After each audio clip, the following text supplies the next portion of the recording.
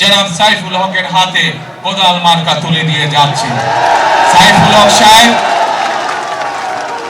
হক সাহেব বিগত আন্দোলন সংগ্রামে আমাদের সাথে কাজ করেছেন। আমরা চাই উনাকে নিয়ে ধানের শীষ চাই, কোদালকে সাথে নিয়ে আগামী দিনে আমরা দেশ পুনর্গঠনের কাজে হাত দিব। আছেন তো আপনারা?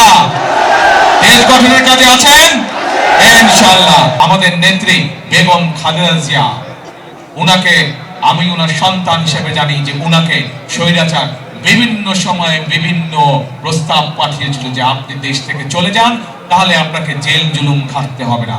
কিন্তু দেশনেত্রী বেগম খালেদা জিয়া সেই সকল উপেক্ষা করে দেশের মানুষকে রেখে উনি কোথাও যান নাই। শত অত্যাচার, নির্যাতন, জেল জুলুমের পরেও তিনি বাংলাদেশের মানুষকে সাথে নিয়ে এই দেশেই জীবনের শেষ দিন পর্যন্ত ছিলেন।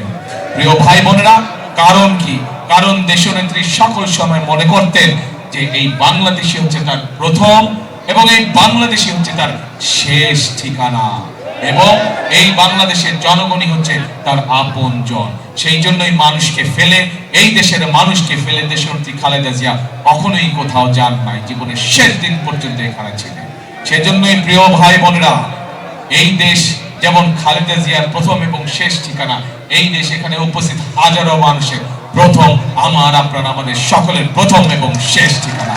কাজেই এই দেশকে গড়তে হবে আমাদেরকে, এই দেশের মানুষের ভাগ্যের পরিবর্তন করতে হবে আমাদেরকে, এবং আমরা সকলে মিলে ঐক্যবদ্ধভাবে যদি কাঁধে কাঁধ মিলিয়ে কাজ শুরু করি, ইনশাআল্লাহ আমরা দেশের ভাগ্য, দেশের মানুষের ভাগ্য পরিবর্তন করতে পারবো ইনশাআল্লাহ।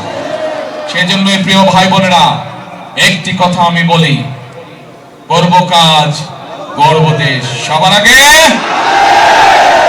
করব কাজ, গর্ব দেশ সবার আগে, বাংলাদেশ। প্রিয় ভাই বোনেরা, আমি আজ আনুষ্ঠানিকভাবে জনাব সাইফুল হকের হাতে কোদাল মার্কা তুলে দিয়ে যাচ্ছি। সাইফুল হক সাহেব বিগত আন্দোলন সংগ্রামে আমাদের সাথে কাজ করেছেন। আমরা চাই উনাকে নিয়ে ধানের শীষ চাই, কোদালকে সাথে নিয়ে আগামী দিনে আমরা দেশ পুনর্গঠনের কাজে হাত দিব। আছেন তো আপনারা? দেশ গঠনের কাজে আছেন ইনশাআল্লাহ। প্রিয় ভাই বোনেরা, আবার আপনাদের সাথে দেখা হবে, আবার আপনাদের সাথে কথা হবে, একসাথে আমরা কাজ করব। কে কে আছেন হাত তুলেন ইনশাআল্লাহ। আল্লাহ হাফেজ।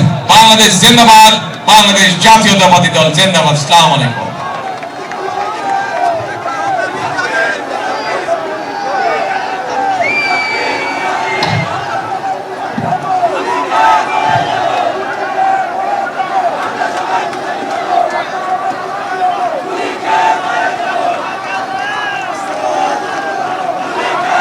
আমাদের কার্যক্রম আমরা চালিয়ে যাব।